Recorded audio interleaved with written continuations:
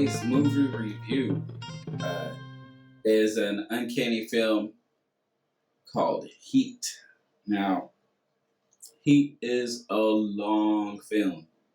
I mean, a long film with an all-star cast and has so many moving parts. Like, it's hard to really engage in what's going on. So, first off, I'd like to say that the star characters, of course, are kind of like senior actors at their pinnacle, and but they have an all-star cast. So, like, you can't skip over people like Val Kilmer, the All-State guy, just like a number of super stars. But at the top, you have the main characters who should be the main characters, in my opinion, and that are Robert De Niro and Al Pacino. So, like, which are two of my favorite actors of all time. So, here we go through our artists, our producers' time machine, and we zoom into this new reality that has inspired so many genre of video games, like Payday Heist and other things. I just started just getting flashes of like all kinds of cool shooter first person games just from watching this one film. So if you don't know, it is about a bank robbery. And this is a bank robbery with the most cojones and the most controversial of its time shooting scene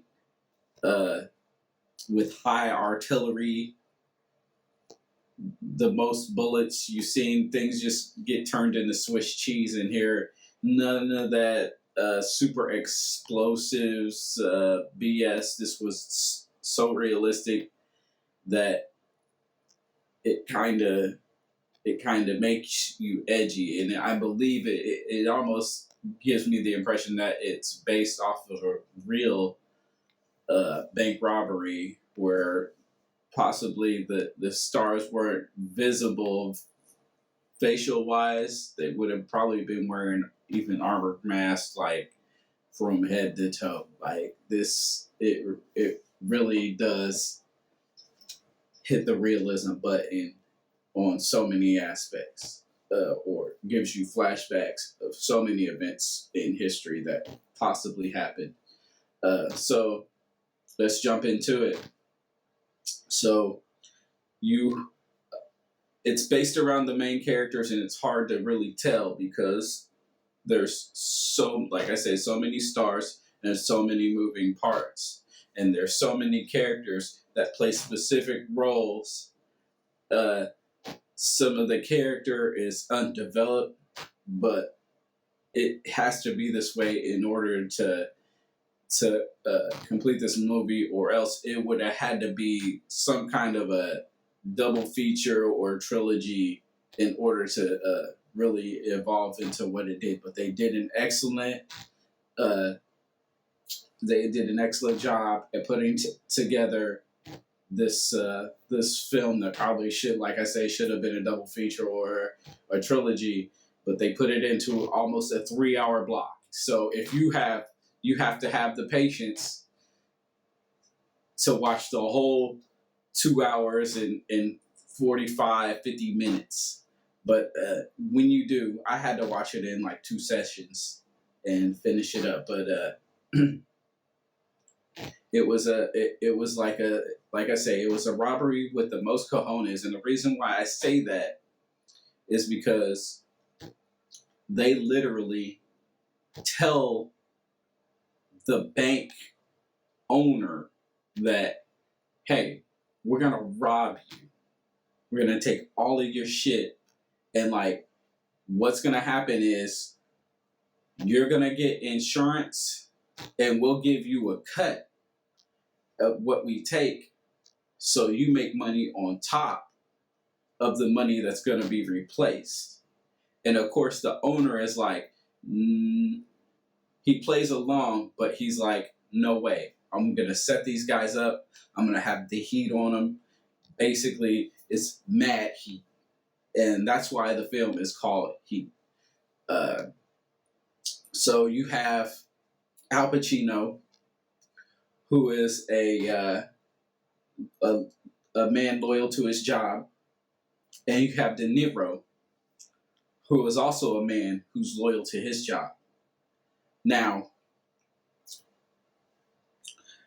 De Niro is a professional robber. Like, he is not like a small time idiot. He puts together plans and he executes it. It's not his first rodeo. He is a pro. I don't know if he has a military background. Some of the guys in the film look like they do. Whatever it is, whatever the case, these guys know exactly what they're doing. Now, he has to deal with all the players on his team. He's got a wild card. He's got munitions experts and explosives experts. It does remind you of like a Payday heist game or something along that line. Way before the time of creating such a game. I'm talking about 10, 20, possibly years before a Payday heist would have came out. But I had like flashbacks of that video game. Like, I thought like I was in the game when I started playing, watching this movie. And so he is a man. You could feel what's surrounded by him. He has a lot to be responsible of, and he's not the type that's going to get caught, and he's not the type to try to be seen. And even if he's going to be seen, he's not going to be suspect. And he's very well of his surroundings. He spots changes just like that, drop of a hat. So now we have De Niro. Oh, wait. I already talked about De Niro. Let's talk about Al Pacino. Okay? Let's talk about Al Pacino. Al Pacino is a dedicated detective. Okay? This is all he does. Okay? All day. He is a detective. He is a cop, in his opinion. He doesn't even elevate himself above his role in life. And the thing that you're going to see with Al Pacino is he does his job. And he doesn't let anything interfere with his job. Right? The thing that these two men have in common is they have a team and they're watching their team. Just like he has, in his case, Al Pacino has like surveillance guys. He's got, what do you call it? Stakeout boys. He's got dudes that are like, he's patched in. He's got it's in the day where the cell phones were like not regular flip phones. They're like the fat ass big cell phones. Like, but he's using all the latest stuff for his time period to make sure that he's got a watch on every move these guys make. He needs the inside track every step of the way. He needs to be able to follow these guys. So now we're going to stop for a moment and take a minute to introduce our sponsor. There's our sponsor. We don't have a fucking sponsor right now. So if you want a spot on Storyteller Tidbits or ST2, you need to contact me at SAGE4798 at gmail.com. And that's sage4798 at gmail.com. Get a hold of me fast and get yourself a spot right here on Storyteller Tidbits. What happens is these guys, being these two types of people, and they develop a admiration for the other, because without the other would not exist. Does that make sense? Without one, the other could not exist. So you need professional criminals to give these professional detectives a reason to be up late at night and really do this, because this is their passion, okay? It's not like they're trying to harm somebody. They just do their job. They do it well. They want to get it done, and then they want to never see each other again. In one case, they do have a conversation about that, but you gotta wait and you gotta watch it to see it. It'll trip you out, because uh, at the time, Al Pacino won't have nothing on him, but he knows he's making moves, and he pulls him over. He doesn't give him a ticket or nothing, doesn't take him in. They sit down and have a coffee, and they show true loyalty to their craft and their kind of side of the game. I've never seen anything like this. It was like extremely mafioso, a gangster talk, like a real man's talk. It was like gangs in New York on some other level. But anywho, these two men are actually going through similar situations. Like, they are trying not to bring their job home, right? But they're dedicated to their job, like 24/7. I mean, almost more than they are to their family. This is what feeds their family in this case, and but they're loyal to the cause. So, what are these two guys? What kind of problems do they have? Of course, they're Al Pacino. His wife isn't feeling him not being home all the time, and the same thing with De Niro. Like, what are you doing when you leave here, bro? Like, for real. Like, she's got the same gangster suspects that that a criminal would have with the heat on him. You know, all the time, trying to dodge the heat, This is about heat. Like, and Al Pacino's putting the heat on these guys. Like, he's got to keep this shit cooking, for real. Like, he's keeping it cooking. He's constantly digging into who it might be and what's happening. It starts off with them robbing the truck, not for money, just for the information. Just for the information.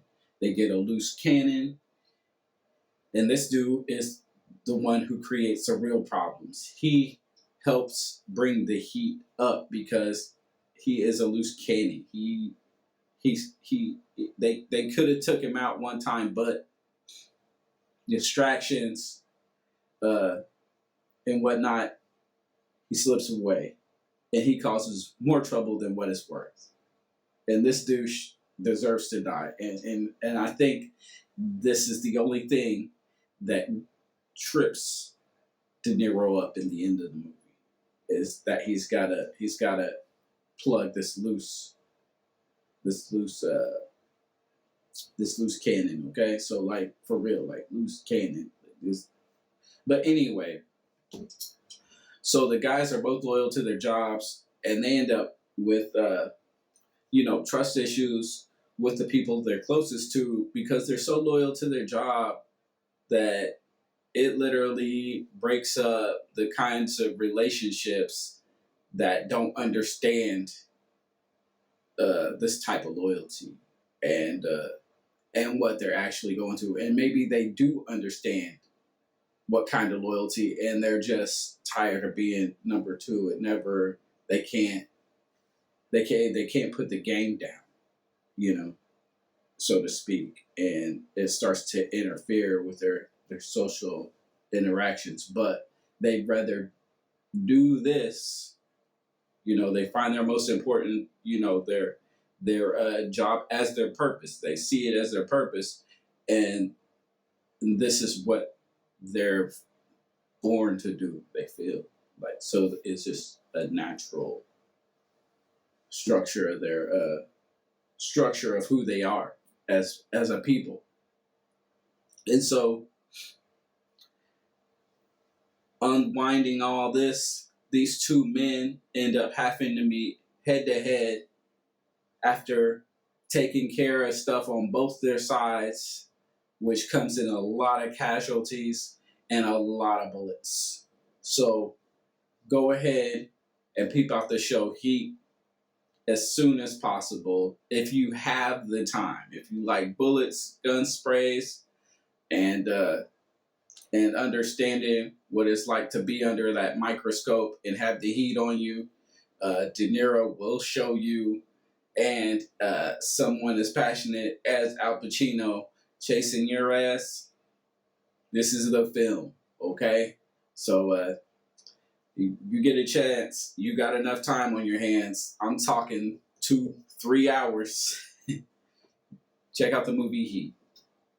I give Heat personally, because of just the length alone. I have to give it like I have to give it like 3.8 stars. Like I should just give it a solid 4. The reason why I give it a solid 4 is uh, there's a lot put into this film. There's a they had how many cars can you actually shoot up?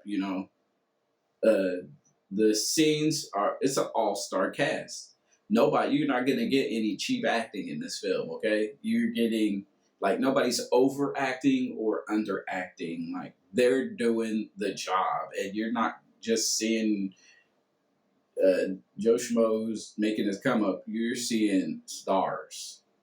Like you've been hit in the head. There's too many stars. Uh,